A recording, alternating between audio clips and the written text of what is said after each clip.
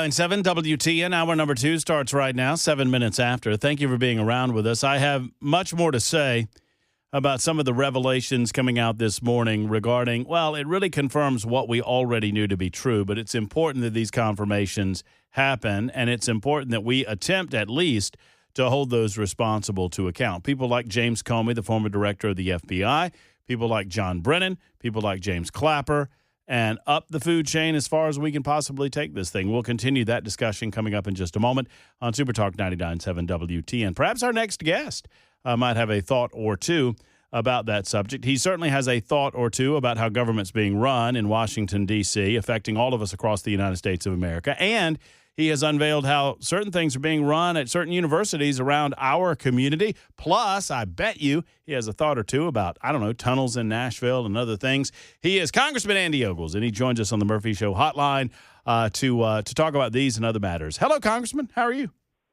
Hey, hope you're having a good one. Yeah, there's a lot to unpack. I mean, holy cow. I mean, I've been saying from the beginning of getting elected that we knew that the government was weaponized against the American people. And some might accuse that, well, that's just political rhetoric. That's Republican rhetoric. But now we have the documents. Like, we can actually prove this stuff. And it should really frighten you and your listeners. And quite frankly, if they can come after me, they can come after you, they can come after all of us.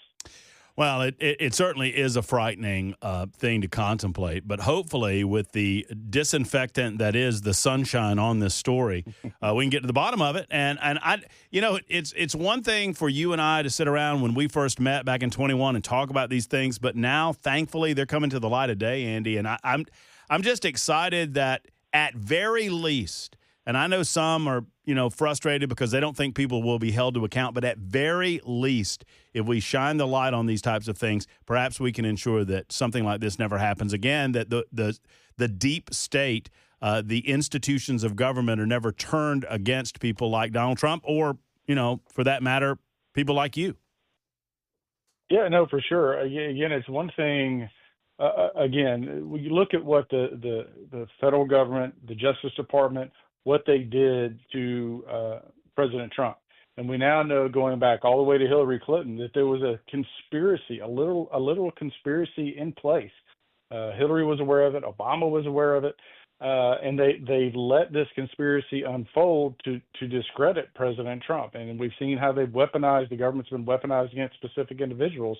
If you dare to speak out under the former regime, they would find a way to come after you. And so literally some of these documents, were scheduled, quite frankly, I'm surprised they still exist, but they were in an annex to be disposed of in burn bags. I mean, like, they literally were going to cover their tracks, or at least try to, and some of this stuff is coming to light. And so say what you will. I mean, I recognize, especially when it comes around the Epstein situation, that some of the information has been slow to be released. But that being said, Pam Bondi, Kash Patel, they have their hands full. So not only are they going after real criminals, many of which actually came to this country illegally. You see all of the drug trafficking and the child trafficking rings that have been taken down, the number of children that have been rescued, but they're also having to, as you say, disinfect the Justice Department, disinfect the intelligence communities, the FBI. So they're wearing multiple hats, pursuing justice while watching their own backs, because the deep state is real. We're now seeing it literally in writing, proven to be true. And again, it's not just you and I talking about it. It's you and I talking about facts. You bring up the Epstein, and I want to get to Belmont and some other matters too, because I think we have some important updates there. But you mentioned Epstein. It feels to me, I'll say this about our president of the United States. He's not perfect. There was only one perfect person that ever walked the face of the earth. They hung him on a cross, right? So Donald Trump's not perfect. He's pretty good, but he's not perfect. I think he misread a little bit of the room a month or so ago. But since then, he has certainly course corrected and has given the power of the Department of Justice, Pam Bondi, Kash Patel, and everyone else involved, Dan Bongino to be included, the opportunity to go after and release everything possible to be released. If they can utilize Ghislaine Maxwell's testimony, do that. If they can release grand jury testimony, do that. I applaud him for recognizing the will of the American people and saying, that's fine. I don't think it's necessarily the most important thing we're doing right now, because I know he's laser focused on the economy and trade deals and other things. but I'm going to give you exactly what you want to commit to that transparency that I campaigned on. And look, I mean, for your listeners, I'm sure most of them like the president. Many of them love the president, but I'm sure you have a few folks out there that don't like you or me or Trump, and they just listen to your show because they want their blood pressure to go up and they want to be able to get mad at something. Sure. That being said, it's one of those situations where if the Democrats, keep in mind that the Democrats were in control, they had the White House for 4 years. If there was anything in those files that were going to implicate President Trump or me or you as a conservative talk show host, man, they would have had that stuff embossed, emboldened, shining lights on it. It'd been like the bat light, on top of the building. That stuff would have been all over the place, but they didn't release it because there was nothing there of consequences. And look, if I'm wrong, if I'm proven wrong, fine, so be it. That being said, if there was a smoking gun in those files that was going to implicate a prominent Republican, the Democrats would have released it. And even if the evidence wasn't conclusive, as we've seen with some of these revelations with the files coming forward, they would have implied it so that it would have damaged you or or someone else's reputation. So, look, folks, Pam Body's doing a fantastic job. She's not perfect. She's got a lot on her shoulders. And if I see anything there that stinks or it looks like it's a cover-up, I will sing from the rooftops. But I'm going to give her some latitude here to pursue justice and to protect the victims. And look, if you're some scumbag and you're sleeping with an underage girl, we're going to throw your butt in jail, and I'm going to come over there and stop on top of it because that's unacceptable. So that's what we're pursuing. That's what I'm looking for. And again, if I see something that looks nefarious in regards to the Epstein files, I'll certainly say something, and I'll say it loudly.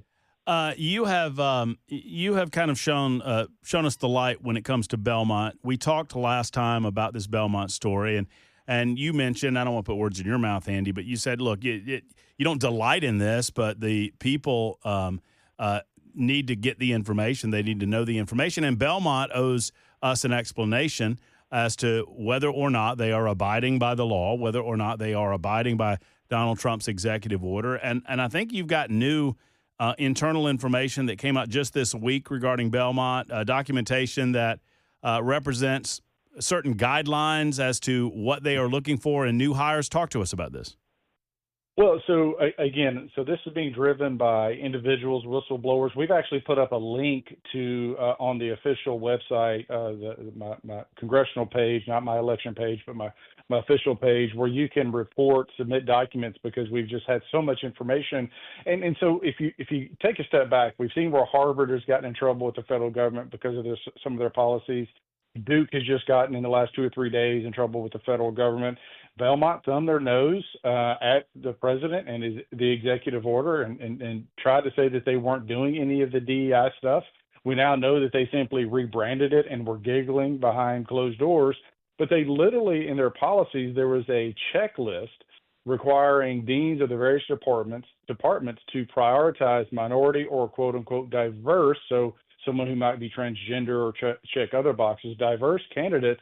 And if they didn't have any of those applicants that were qualified, rather than hiring the from the candidate pool that was qualified, they were required to relist the job until they found somebody who was woke to hire at the university. So they were intentionally discriminating against individuals. So if you weren't of color, if you weren't a minority, and if you weren't one of the woke diverse candidates, you didn't get a job at Belmont. That's a problem, quite frankly. I can't speak for the Justice Department, but that runs afoul of the Civil Rights Division of the Department of Justice. I can tell you that Harmeet Dillon is actually looking at this. Now, Belmont has the opportunity to correct course. That's all we've ever asked for, is do the right thing. So just like Vanderbilt has done, they've hired a third party to come in to look for and root out any of the wokeness that is non-compliant with the federal government. But the other issue that Belmont runs into is that they have a state law that they're running afoul of because they're knowingly profiting off of illegals. So Belmont's got a whole host of problems. They have plenty of time to correct course, but their destiny, their future, their reputation, quite frankly, is up to them. Have you had any communication with them, Congressman? I mean, I would think that as the 5th Congressional District Representative that you're publicly talking about this, you're discussing openly the investigation that's ongoing regarding some of the information that you're receiving. If I were, if my message from Belmont, and apparently this is the message that they've been sending, is that this one individual was an outlier. We now have that additional information that you mentioned. This isn't representative of how we're doing our business. If I'm a part of the upper echelons of Belmont University, I'm on the phone. I'm calling Andy Ogles. I'm like, hey, Congressman, hold on a second. We're not doing this, and I want you to know exactly what's going on. Have you had any communication with Belmont? Well, what I can tell you is that they have not. However, Vanderbilt has. Vanderbilt reached out to me specifically. I've made my cell phone number available to the various institutions. They literally have my personal cell phone, and literally there was a story that was coming out. Vanderbilt was proactive. It literally was. I was in D.C. I guess week before last. And I received a phone call at around 11 o'clock in the evening, say, hey, we just want to give you a heads up on X, Y, and Z. Here's the steps we're taking to remedy it, and just know that this isn't representative of the university. I mean, so they identified a problem, they came up with a solution, and they immediately notified us of the corrective action. That's all we, the people, want. We understand they're big institutions. You get individuals in there that have their own agendas. You can see that on both sides of the aisle in any sorts of institutions, whether it's a hospital or a university or whatever. But that being said, is you've got to have policies in place that prevents this kind of nonsense where people are literally being discriminated against on the basis of race, religion, or creed. And so Belmont is no different. And look, you know this, I know this. We have some fantastic institutions in Nashville. We're truly blessed. Vanderbilt, Belmont, Dave Lipscomb, Harry, TSU. We've got a whole host of opportunities for individuals to improve their education, to pursue a greater future. But you've got to comply with federal law. Belmont is not. We're holding them accountable. They have the opportunity, just like Duke, just like Harvard, to correct course. But again, like I said before, their destiny is in their own hands. And unlike the other universities that have been very proactive in keeping me personally or the office up to speed, we haven't seen that kind of openness and communication. I haven't, at least, from Belmont. Well, let's hope that line of communication gets a little better and a little more open moving down the road. And obviously, we'll continue asking about this story, and I know you'll continue to give us the information that you discover.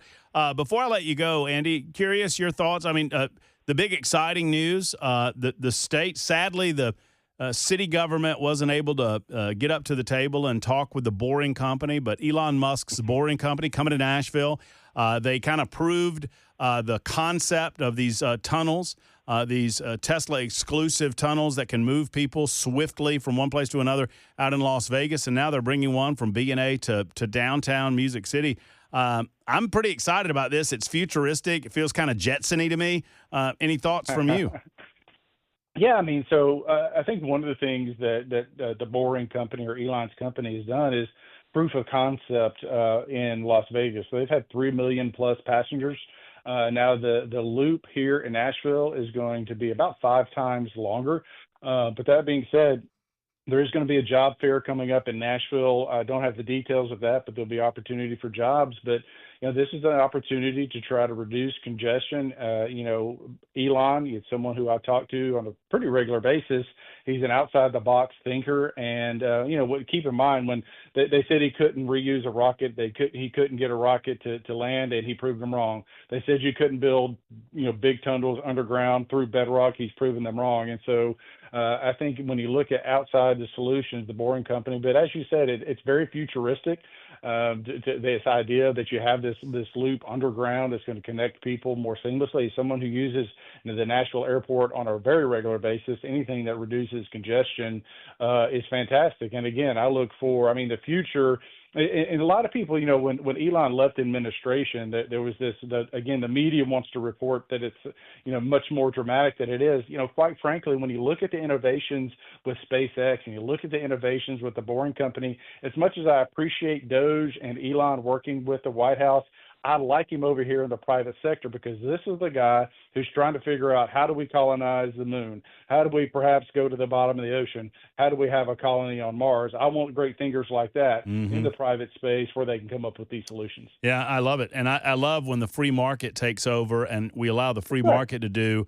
The free market should be doing everything that the free market can do. The government should only be involved when absolutely necessary. Always good to catch up with you, Andy. I know you've got a good opportunity to visit with the folks back home during the August recess, and we look forward to keeping up with you and getting it going again in the fall, and hopefully saving the taxpaying citizens a little money in Washington, D.C.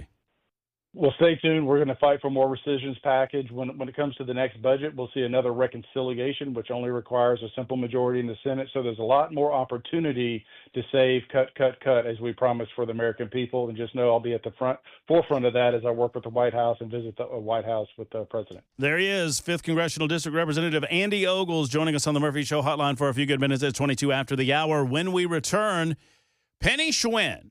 Now, Penny predated me in Tennessee. But apparently she was the head of the Department of Education, right? And I think that's correct. And she was brought up to be an assistant of Linda McMahon's in Washington, D.C. And a lot of Tennesseans said, whoa, what are y'all doing up there in D.C.? This is not the person that you want as assistant secretary of the Department of Education, whether y'all are dismantling it or not. I have an update on Penny Schwinn's nomination. And if you're a part of the Schwinn family, might I tell you, I don't think you should pack for D.C. anytime soon. More coming up on Super Talk 99.7 WTN. Why, thank you, Ken Weaver. I am Jackson. If I see more of this shoddy work by you, I'm going to take away your yo-yo.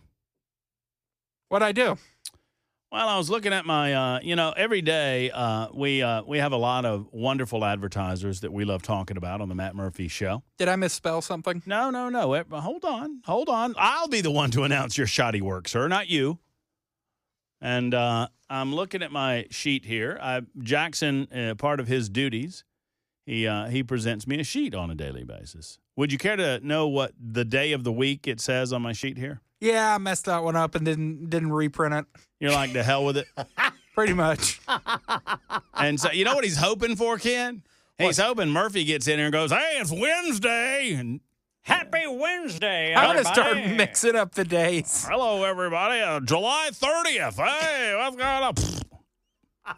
Make Matt come in on Saturday. Just don't start in. I don't react well to the Friday Eve stuff. You know that, right? You know what day it is.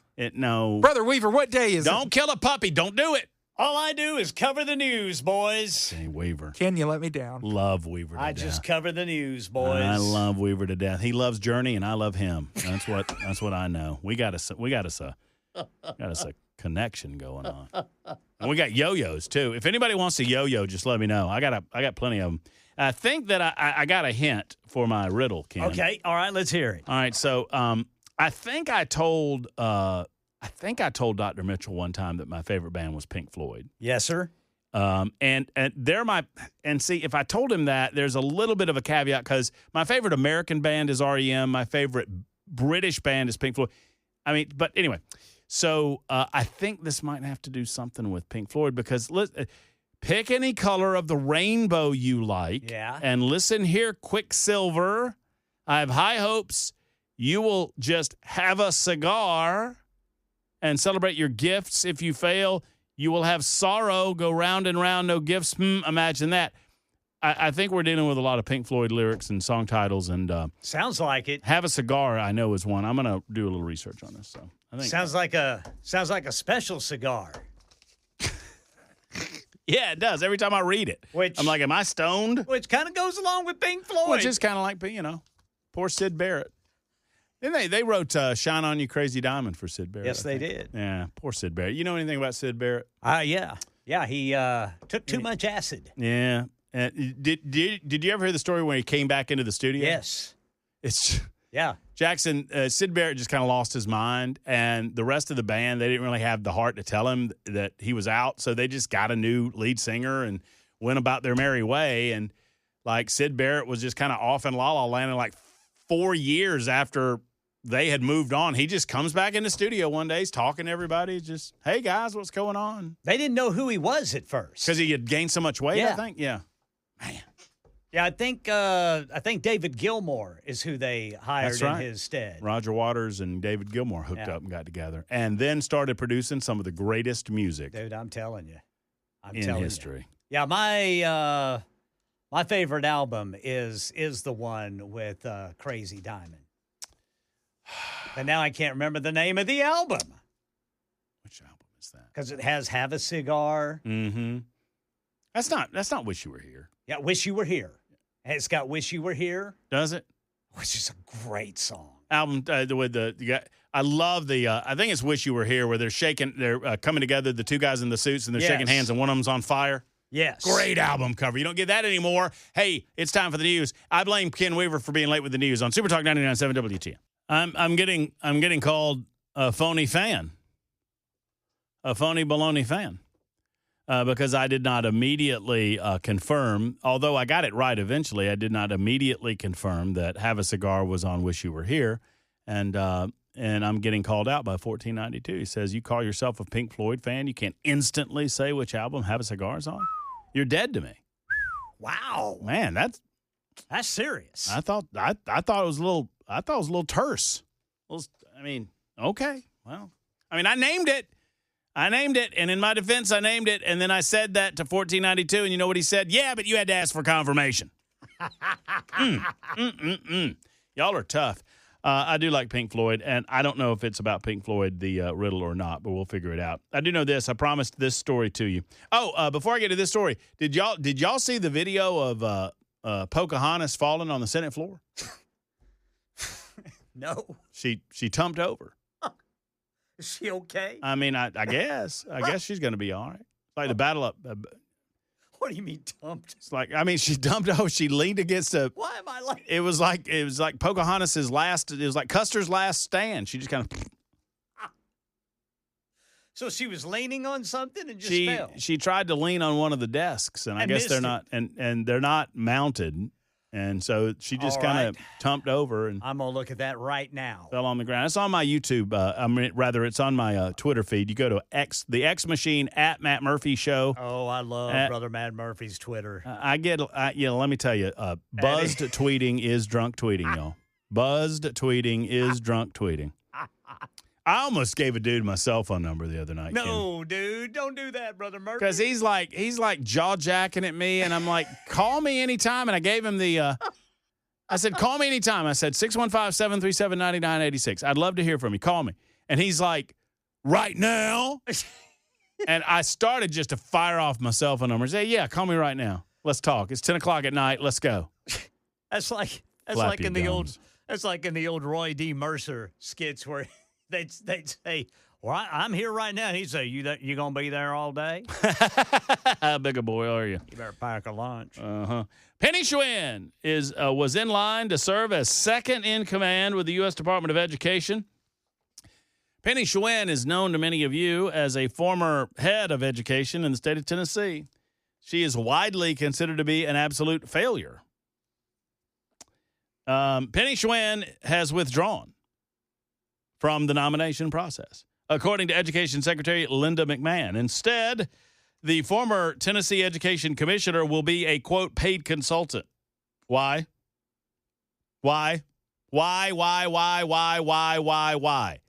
If she's not good enough to be your assistant, why are you paying her to be a consultant? That feels to me like a waste of money as a part of an organization that we are trying to shut down.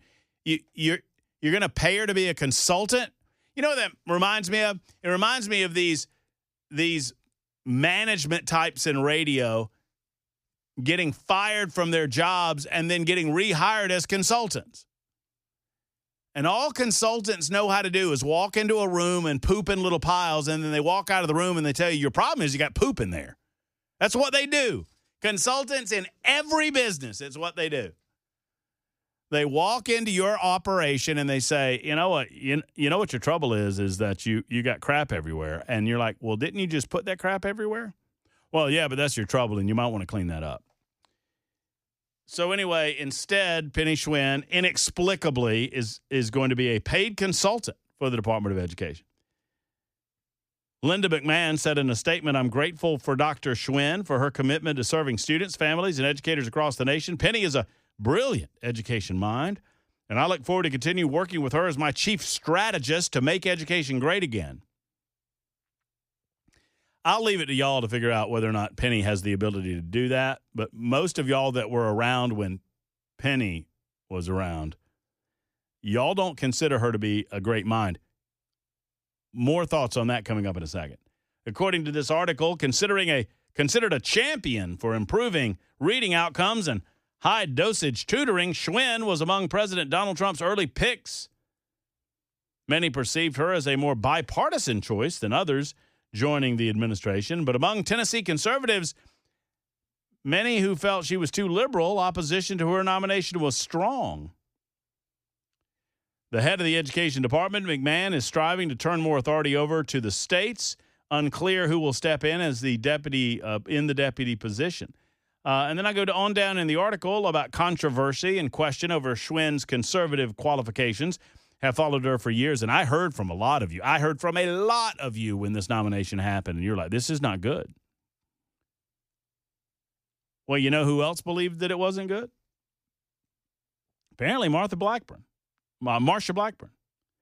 Marsha Blackburn, our own Senator Blackburn, as well as Bill Hagerty, apparently were considered a possible no vote for her nomination.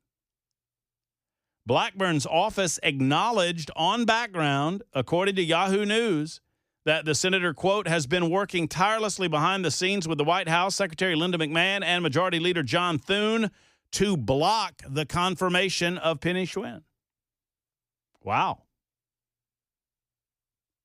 But according to Maddie Biederman, spokesperson for the department, the agency strongly disagrees with that characterization. Well, apparently the Blackburn folks don't disagree with that characterization. One way or the other, I don't understand why you would hire somebody as a consultant to an organization that you are planning to dismantle and return authority to the states. Doesn't make a lot of sense to me. It does make sense that we get back to the phone calls, 615-737-9986. It's Jerry's turn in the borough. Hello, Jerry. Oh, I just wanted to make a comment. You know, since the Communist Manifesto was first published in, 1867, the communists have been trying to get their hands on this country. The closest they ever came was the last 4 years. And they did that through all the help with the media. The media did absolutely nothing but run cover for them, and everybody should be held accountable for that. And it shouldn't be, pushed under the rug or anything like that. They need to go after them hard. And I still think that, I know they probably won't, I agree with you on that, but people should be prosecuted for what they did.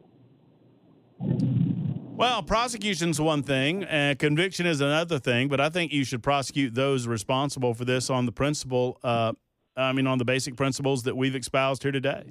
That wrongdoing merits going after those who did the wrong, regardless of where they are, regardless of, what immunity they think they have. I don't believe that Barack Obama has immunity in this regard, because Barack Obama, the immunity component to him being president of the United States of America applies to his official presidential duties. And this is obviously outside of his official duties. For a soft coup to be initiated from his Oval Office, and for him to issue directives to the CIA director, to the Department of National Intelligence, to the FBI, that's not in his official capacity. So let's go. And you know what? The political left, they'll call it a political hatchet job till the cows come home, and they can do that. Wrong is wrong, and we need to go after the wrongdoers, in my opinion. Absolutely. Thank you, Jerry, for the telephone call. We go from Jerry to Ryan. On no other radio show, I believe, in the United States of America, can you go from a serious-minded conversation about wrongdoing in the deepest, darkest recesses of government and move to another caller who wants to have a serious-minded conversation about the yo-yo? Hello, Ryan. Hello, man. Y'all got the coolest radio program on the air, man. I love y'all. Listen, I'm 65 years old. I'm a disabled vet. I took a bullet to the head 20 years ago, lost both my eyes and frontal lobe of my brain. But you know what? I was able to preserve all my life was the first 2 Duncan yo-yos I bought.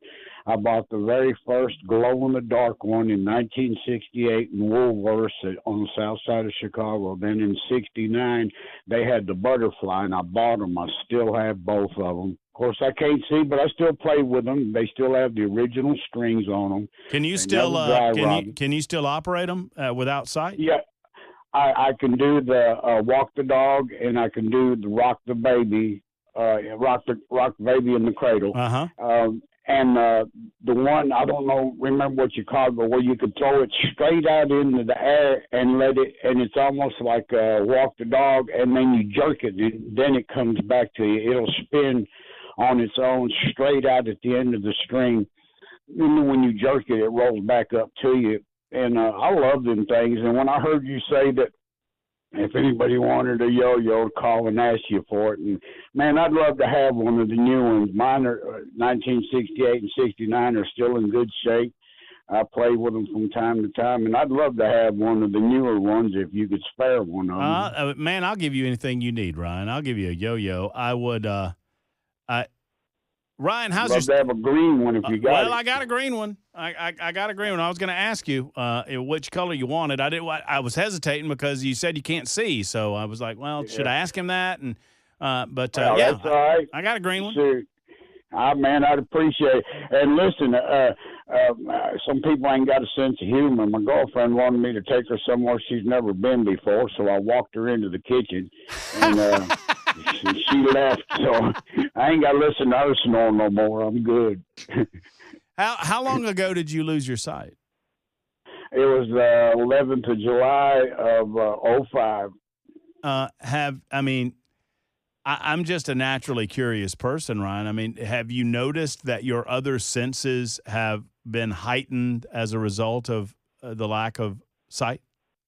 I've learned to use them, especially my hearing, and I can hear a siren for probably a minute and a half before anyone else can hear it, like 3 miles down the road. It's incredible at the things I can hear now that I could probably hear before, but just never really realized it or depended on it. But my sense of touch is incredible. I make jewelry boxes out of walnut, cedar, and cherry. I make leather Indian medicine bags, and I double stitch them with wax sinew using a surgical needle. And then my sense of touch is just, women would love it if I could find one that was sit next to me long enough, but I think they don't trust me. I don't know what the deal is. Well, you're playing with your yo-yo too much. That's your problem, Ryan. Yeah, well, I went to a birthday party where they played pin the tail on the donkey, and I wound up sticking everybody in the room, and I never did find the donkey. Well, you got to find yourself a donkette. Well, look, Ryan, I got your yo-yo right here. It's not a fancy yo-yo. It's a pretty It's a pretty standard unit, but it's straight from the Matt Murphy Show to you. So we'll figure out a way to get it to you. And look, we'll make a love connection for you. If you're looking for love, you found us. I mean, we love making those love connections on the Matt Murphy Show, Ryan. Hey, man, I love y'all, man. I'm telling you, your program is fabulous, man. The off-the-cuff humor, man. Y'all's personalities and demeanors is awesome, man. I love it. It brings a smile to me every day, man. Well, you're kind to say so. Thank you. That's good of you to say, Ryan. Keep the chin up over there, and I don't know how we'll get this to you, but we'll figure it out. I'll tell you what I'll do. Put Ryan on hold. I put Ryan on hold. I need to figure out how to get him a yo-yo. So maybe an address, or if he's ever down this way, just ask him and just get his telephone number. We'll figure something out. 53 after the hour on Super Talk 99.7 WTN. I am certain that that's a very serious story. Yes, sir. But I cannot, every time I hear about swarms of bees, I think of Nicolas Cage in that awful movie. I forget what movie it was, but not the bees! Not the bees! They put bees in like a helmet, put the helmet on him. It's bad news. Nick Cage, man, he does for every 3 movies, he does a humdinger. Yeah. But a lot of them are not good. No. Nick Cage, Michael Caine before him. Michael Caine would do great movie, puker, great movie, awful, great. It was really hit or miss. And it makes you believe that Michael Caine just really wasn't that discriminating. And Michael Caine would tell you the same. He really wasn't that discriminating. Hey, Ash, thank you. Ash is over in the YouTube chat telling us that she or he will give us a TV. Really? Thank you so much. That's very kind of you. I think we've got one on back order. I think we have one coming. So Pretty soon, all you're going to be able to see is Super 99 TN. Well, if WT. if Jackson keeps poking on it, I'm going to poke it later. we need to get you a date. You know that? We need you we need to get you somewhere to go in the evenings. He's gonna go. Brother Jackson's going to go work on that TV. Here comes the news.